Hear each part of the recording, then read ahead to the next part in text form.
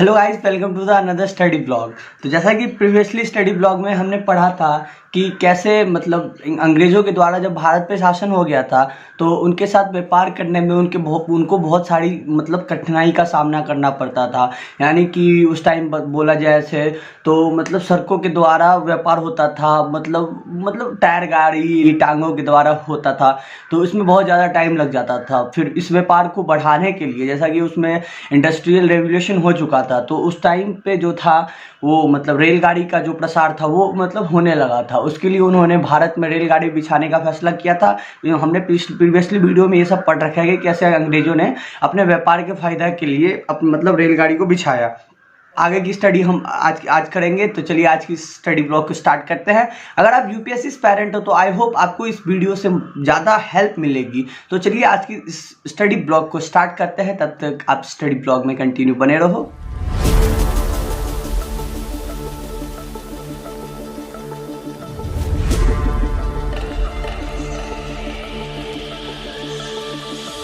Got me thinking all I did was wrong. Guess you got all you wanted. Yeah, I don't know why suddenly you're gone. You'll never be forgotten.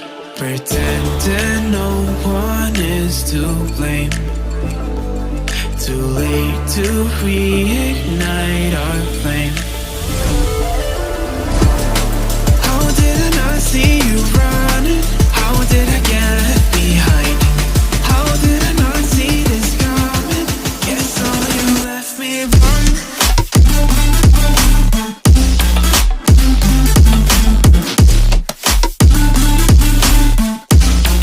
Guess all you left me wrong.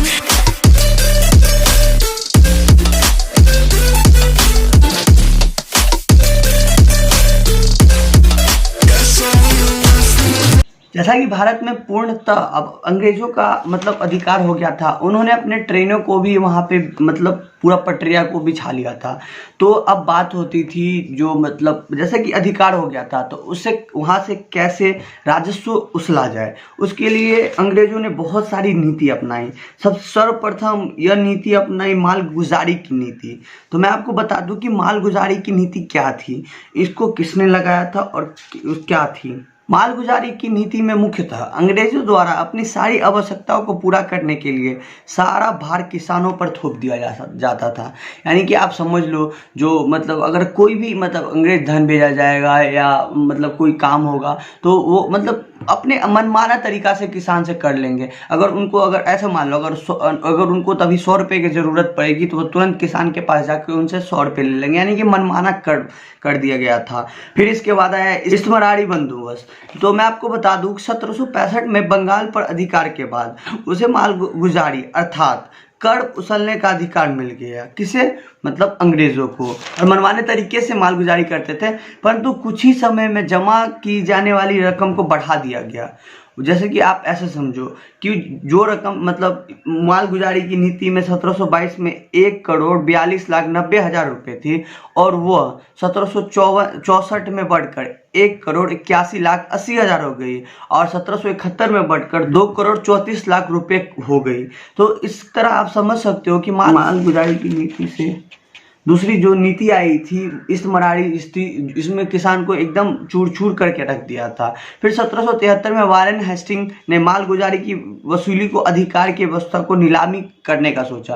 यानी कि जो मतलब उनको ये लगता था कि इनसे हमको घाटा हो रहा है तो वो जमींदारों के साथ उनको नीलाम करना चाहते थे।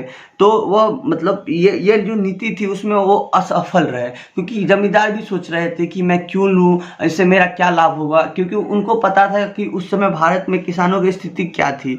तो इसके बाद उन्होंने 1793 में लॉर्ड कॉर्नवालिस ने बंगाल और बिहार पर इस्मारारी बंदोबस्त का प्रथा आरंभ किया, जो कि हमने आपको शुरू में बता दिया था।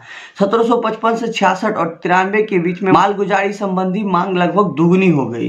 यानी कि इस्मारारी मतलब जो जैसा कि मैंने आपको बता दिया, इस्मारारी जब बंदोबस्त लागू हुआ, इस्मारारी बंदोबस्त की योजना तैयार करने वाले कॉर्नवालिस के बाद जो गवर्नर जनरल बने जॉनसन ने हिसाब लगाया कि आप ऐसे समझो, उन्होंने ऐसे हिसाब लगाया कि अगर आप मान लो कि किसान का पूरा आय 100 मान लिया जाए तो इसमें तो 45 पर सरकार का हक होता था और 15 जमींदारों और बिचौलियों का हक होता था, और वास्तविक काश्तकार जो थे उनके पास केवल 40 रुपए ही धन के रूप में बचता था। तो सोच सकते हो, तो वो 100 का पूरा अपना वो खेती करते थे, जिसमें से 45 सरकार के पास चला जाता था और 15 जमींदारों के पास चला जाता था, उनके पास 40 ही बचता था। ऐसी स्थिति थी किसान की उस समय। परिणाम स्वरूप यह हुआ कि 1794 से 1807 के बीच जमींदारों को लगभग आधी जमीनें बेच दी गई।